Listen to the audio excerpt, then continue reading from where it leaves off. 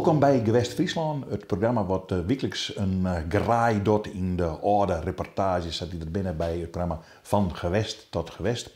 Dat was uitgestuurd van 1965 van de nationale televisie en wij brengen het regionaal weer om. En dat doen we in een man met Johan van der Zee. Want Johan van der Zee, hij maakt de meeste reportages van Gewest tot Gewest, wat de Friese zaken onbelangrijk. En dus zitten we bij hem in de keuken om eens te praten over het Fries Jeugdorkest. Ja. Wist dat nog? Ja, weet ik nog. Ja, weet ik nog goed. Ja. Het weer leuk om te doen. Het wie Gerard van der Weert, dat wie de dirigent, en die had mij een aantal keer benaderd, zodat het. En het wie een orkest dat het goed dier. Ja. En gewoon leuk om te doen. Maar die jonge mensen die maar net soort ochtendspelingen. Ja. Maar dat is in 1970 opgericht, hè? Toen was in 1979 daar al een reportage maken. Wie dat in het orkest Samar Sakleer, zeg maar zeggen? Nou, dat wie doen al een heel lang kleer. Ja. Want als het, ik ben nog net een muzikoloog of zo, maar het klonk goed. En daar is dan zo'n Famke, zeg ik nou, als concertmeester, dat is natuurlijk echt... Tineke de Jong. Tineke de Jong. Ja. Ik had de naam net bij je, dus... Maar ze komt in beeld in de reportage die het gaat over het Fries Jeugdorkest uit 1979.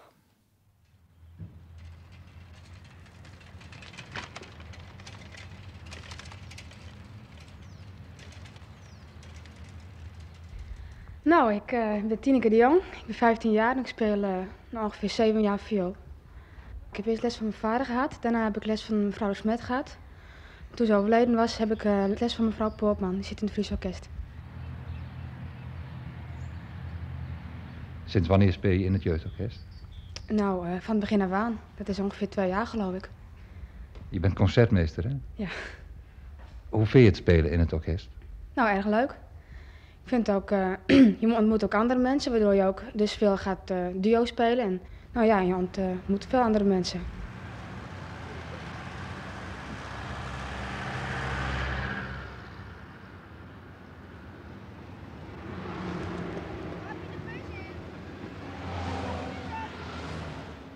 Jullie geven concerten? Ja. Hoe vaak?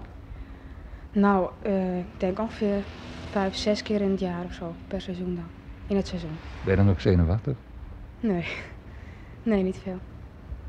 Nee, ik vind het leuk om te spelen en ik heb verder ook helemaal geen zenuwen. Nooit. Wat ga je laten doen? Ik ben violiste worden. Dat ik wil voor het beroep doorgaan. Het is eigenlijk vanavond iets bijzonders. Want wat jullie hier zien zitten is niet het Fries Orkest, maar is het Fries Jeugdorkest. Het is een orkest dat 2 jaar geleden is opgericht. Het bestaat allemaal uit jongens en meisjes uit de hele provincie. Die overal vioolles hebben, hoboles, fluitles. En die speelden eigenlijk nooit met elkaar. En dan was het dachten wij een leuk initiatief om die kinderen eens met elkaar te laten spelen. En dat is zo aardig gelukt dat we nu een heel leuk jeugdorkest hebben. Het Fries Jeugdorkest. Wij gaan beginnen met een menuet uit een symfonie van Mozart. Luisteren jullie even naar het menuet van Mozart.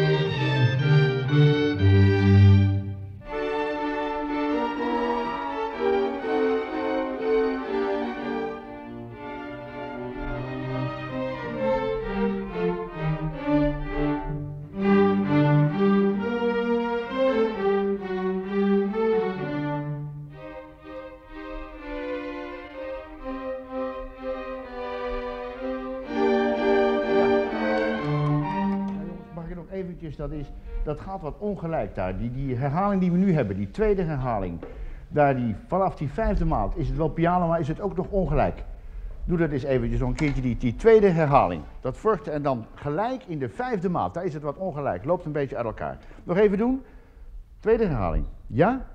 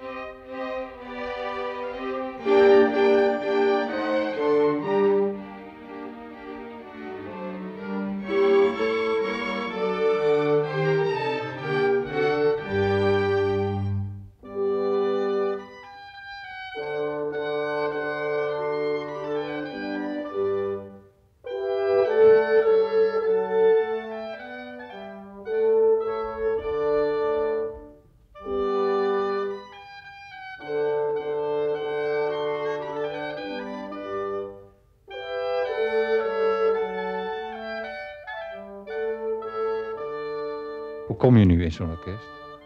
Nou, er stond een advertentie in de krant en daar moesten we dan op schrijven. En dan kregen we een bericht wanneer we op de auditie moesten komen.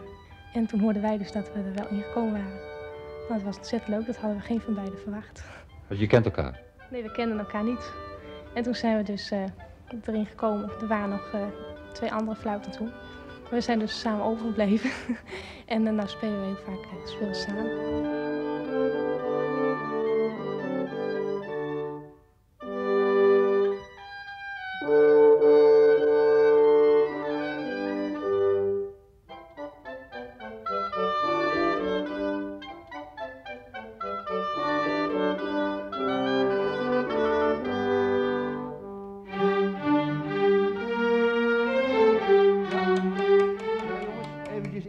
Dat gedeelte van die blazers nog 1 keertje hebben. Dus vooral de inzet.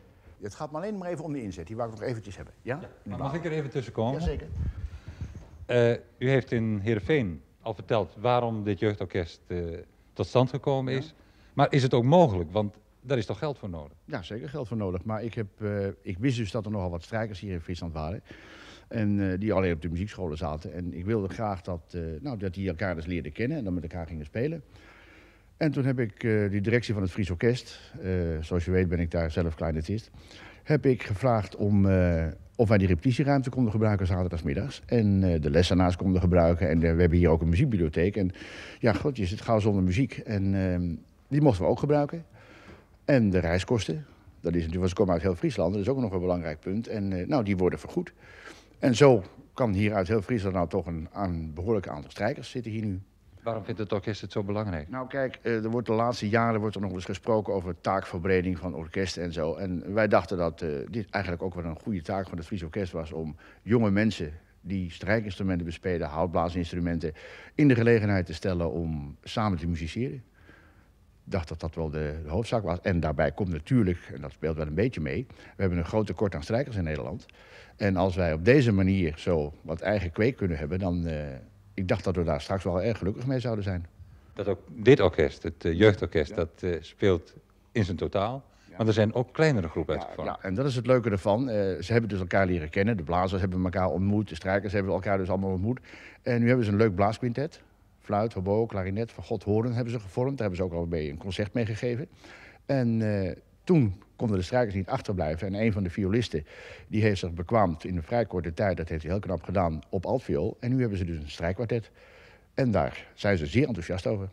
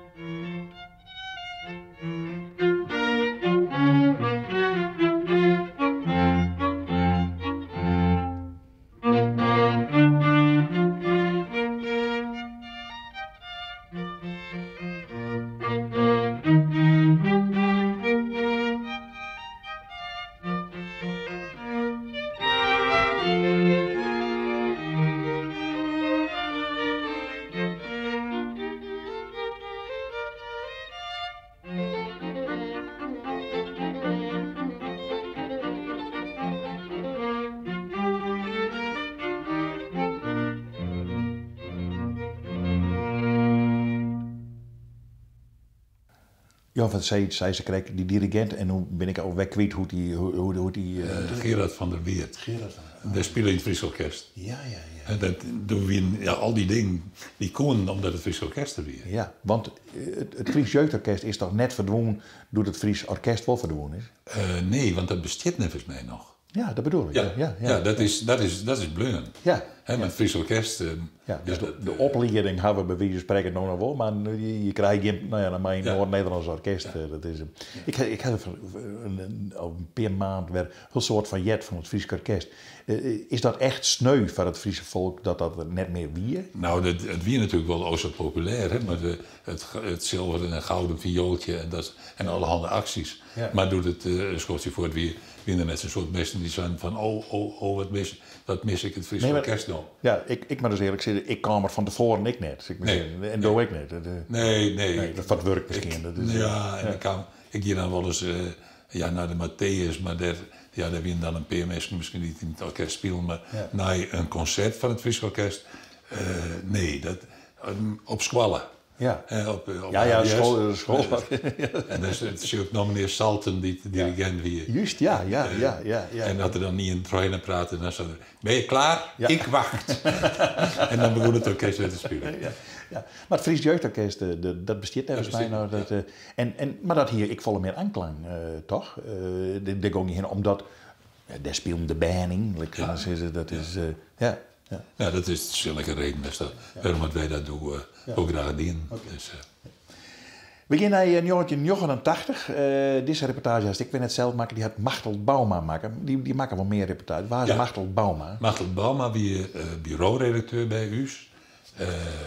En ik ben een aantal keren, ik had dus maar dat grote schip aan de gang geweest. Ik had er nog op een andere manier een Schotse uitwest.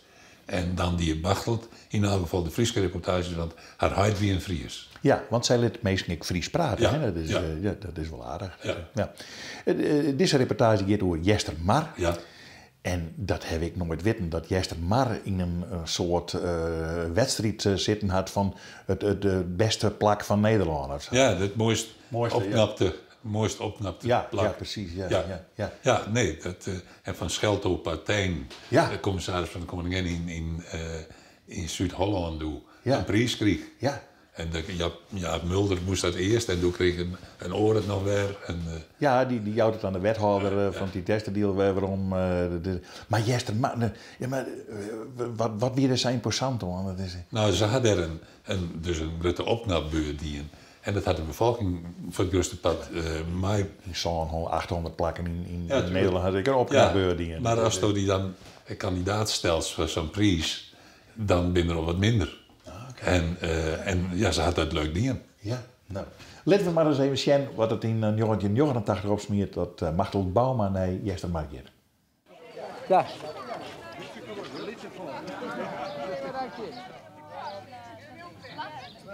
Ansel, als je deze kant eens even uit. Het dorpje Jestermar, of zoals sommige mensen zeggen Oostermeer, op weg naar Den Haag. Daar zal men de uitreiking bijwonen van de Stadsvernieuwingsprijs. Die prijs reikt de provincie Zuid-Holland eens in de 2 jaar uit.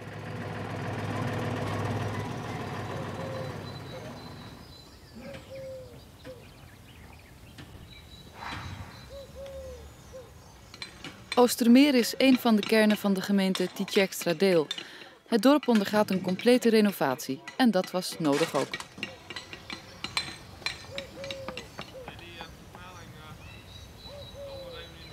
Het dorp zag er verwaarloosd uit. Dat geldt zowel voor de straten als ook voor de huizen die langs de straten stonden. Het leek een beetje alsof we er met z'n allen geen vertrouwen meer in hadden. En dat is niet terecht. Want het dorp heeft verschrikkelijk mooie mogelijkheden. En wij vonden nodig om dat vertrouwen weer te herstellen.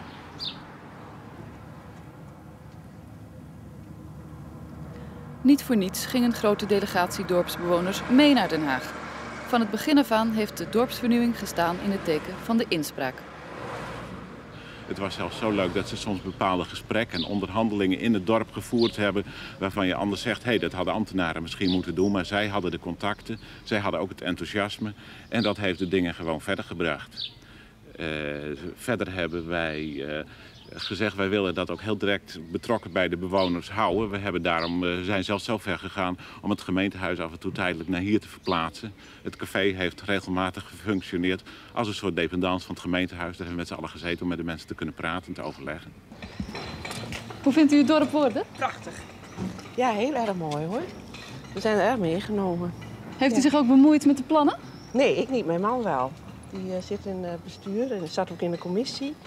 En in het bestuur van het plaatselijk belang. Dus die heeft het er wel druk mee gehad, maar ik niet hoor. Ja, met vergaderingen thuis wat, maar dat was ook alles. En wat vindt u nou zo leuk aan de plannen zoals ze nu uitgevoerd worden? Ja, dat die straat breder is geworden en het breed daar vind ik erg mooi. En het waldje niet te vergeten. Ja, die vind ik ook heel erg mooi. Ja, eigenlijk alles, hè? Het binnendorp als het ware.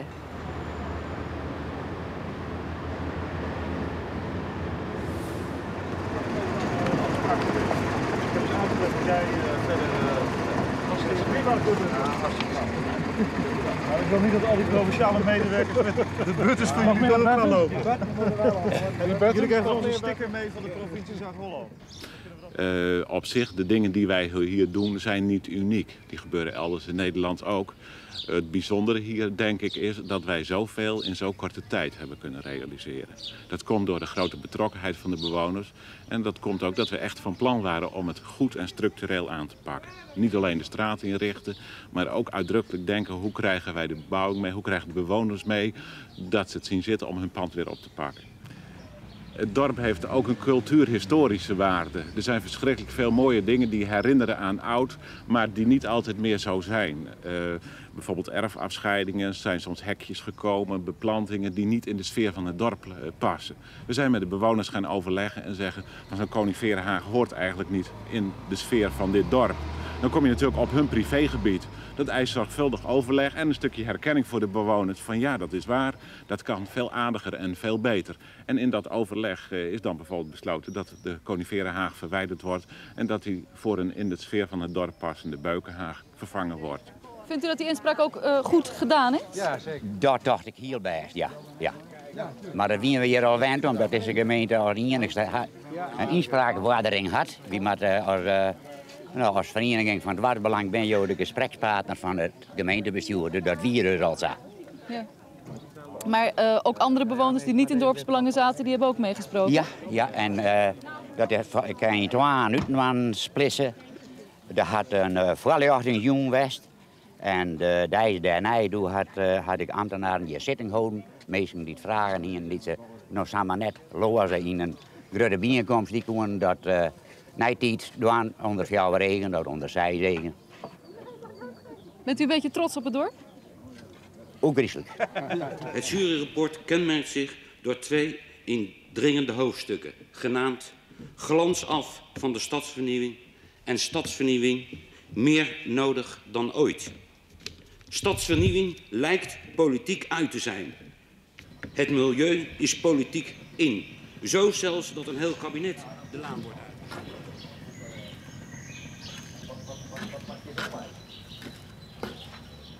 U bent er wel blij mee? Ja, heel blij.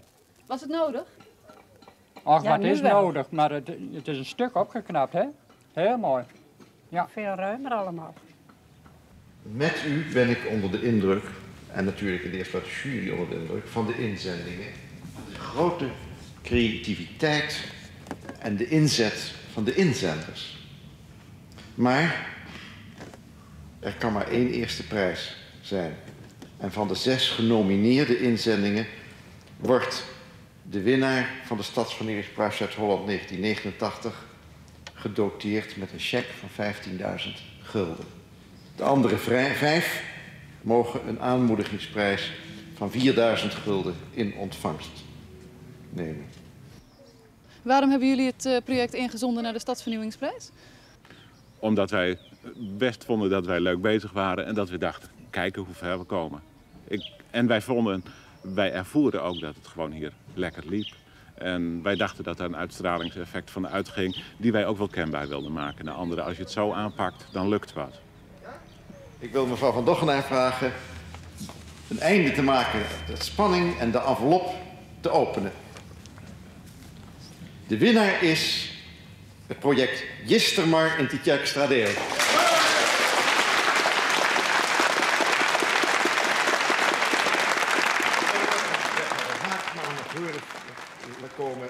prijs in ontvangst te nemen. Dag meneer Haakma. Van harte geluk gewenst. Ja. Aan wie geef ik het? Zeer hartelijk dank. Ik zal hem meteen aan de wethouder overgeven, want hij heeft het meeste met zijn medewerkers voor gepresteerd. Van harte geluk gewenst. Heel veel succes.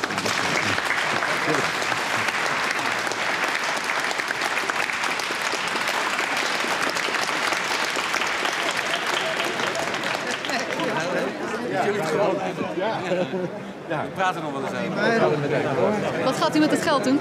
Dat hebben we nog niet besloten wat we daarmee zouden doen, want we weten nog maar 10 minuten dat we de eerste prijs hebben gewonnen. Besteden aan het dorpsvernieuwingsproject Oostermeer. Dat is al. Ja, uiteraard. Hij wordt aan het dorpsvernieuwingsproject wordt hij natuurlijk besteed. Het is aardig opgeknapt. Ik heb hier nog dikke 60 jaar gewoond. Ik weet wel hoe het eruit ziet. Bent u een beetje betrokken bij de plannen? Hoe bedoelt u? Nou, heeft u meegepraat over hoe het moest gaan worden? Nou, ik heb gezegd dat we moesten het goed in orde brengen.